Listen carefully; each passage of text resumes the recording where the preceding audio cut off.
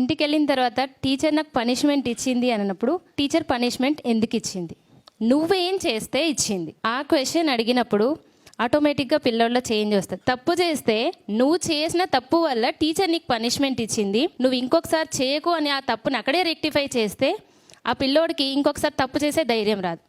అది కరెక్ట్గా parents follow అయితే ఏ పిల్లోడు ఇంటికెళ్ళి కంప్లైంట్ చేయడు, ఏ టీచర్కి పనిష్మెంట్ ఇవ్వాల్సిన అవసరం రాదు. ఈరోజు చెప్పగానే వెళ్ళి అవునా నేను టీచర్ తిట్టారా పనిష్మెంట్ ఇచ్చారా నేను వెళ్ళి అడుగుతాను. దానివల్ల పిల్లల్లో తప్పు చేసే కాన్ఫిడెన్స్ పెరుగుతుంది. నా ముందే టీచర్కి ఎందుకు ఇచ్చారు ఇలా ఏం చేశారని అడుగుతారు. నెక్స్ట్ డే వాడు కాన్ఫిడెంట్ గా మిస్టేక్ చేస్తున్నాడు.